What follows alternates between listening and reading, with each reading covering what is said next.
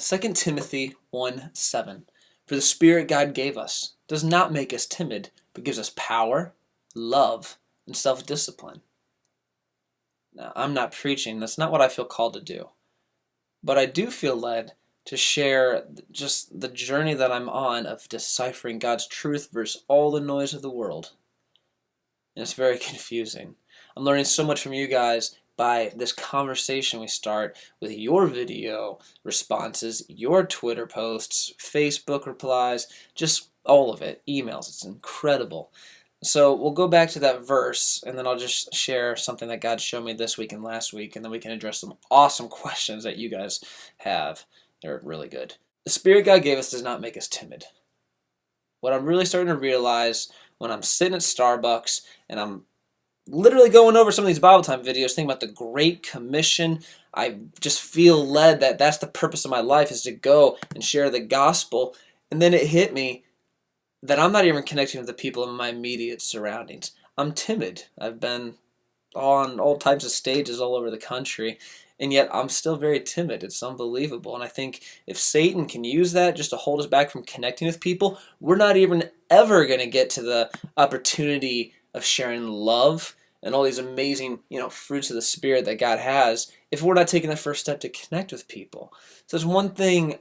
When I'm trying to seek contentment, I know it's in relationships with people. And I know it might not be the most comfortable thing for us to do, especially in a day and age where it seems like everyone's so focused on themselves with their phones that it would be awkward if you talk to them. But this is something that I'm feeling led that I need to get over this barrier of being timid. And right there in 2 Timothy 1:7, it's saying God, He didn't create us to be timid, but have power, love, and self-discipline.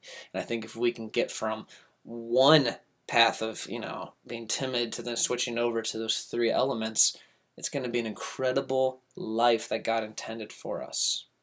And then your guys' questions, Jonathan Jones said, how do you balance ambition with contentment? Ironically, it fits right in line with those last three elements there, where there is a balance where we switch from being timid to then having power, love, and self-discipline. Where is the line? I mean, having ambition, going after all these things, I think the biggest factor is looking at the root, and I have to journal daily to find out, okay, when I'm working 8 hours a day, where's the inspiration coming from? Is it just for me to try to meet my own goals financially, or is it because I'm feeling that I am doing work that matters for something much bigger than myself? And when that is the inspiration, your ambition is going to be fueled by God. It will be incredible. I think that's when people say, you've never worked a day in your life and you're doing something you love. It's because you have the purpose. And even if you're not in the job that you would find ideal, I think if you're really starting to see the bigger purpose and connect with those around you and just do your best work unto the Lord, I definitely think you'll find that contentment that maybe you've never had before. It's amazing what the switch in the heart, for how you're working, that can change everything. Tori says, I have so much going for me and I'm happy, but no matter how much I try, it bothers me that almost 23 I've never had a boyfriend. Apart from the boyfriend factor, I can relate to this question because I'm in a working environment now where kind of the fantasy, the thing that Satan's really trying to get me to only look at instead of the position God has me in right now is, it'd be so great if I had a spouse.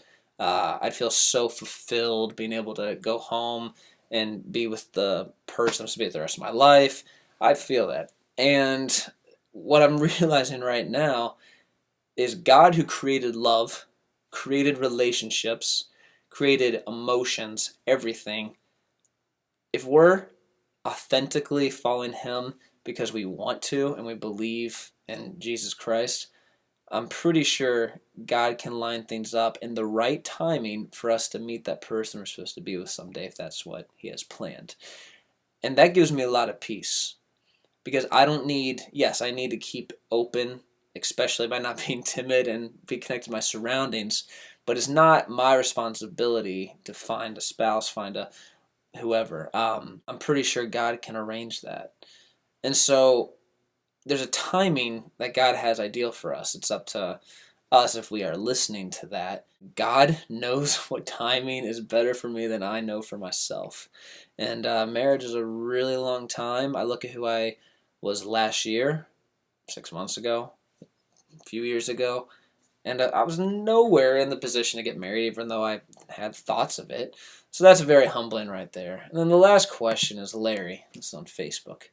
How can you find joy when it seems that you can't find favor? That's a difficult question, because nothing's more disheartening uh, if you're not finding favor maybe in your job.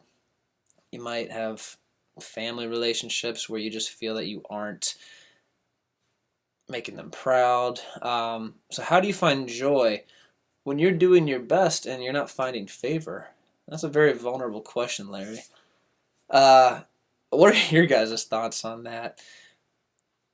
I mean, seriously, write them out. I'd like to know. My initial response is, again, going to the root of everything and the ambition that we start living out our life. Is it for the approval of other people, or is it for God?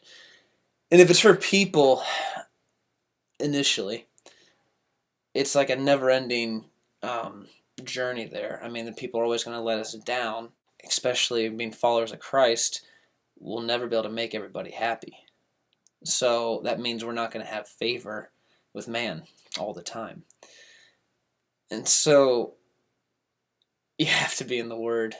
I mean, I know immediately when the ways of the world and frustration and everything else really start taking an effect on me, and it's almost always when I'm just not in continuous prayer, which is just talking to God throughout the day. It's nothing super religious.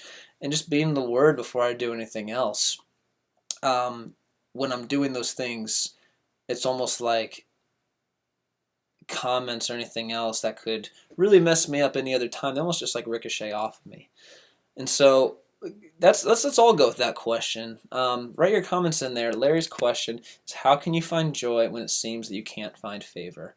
This is new, so I would love to know your guys' responses on this. Please share this video, and let's just get the conversation going.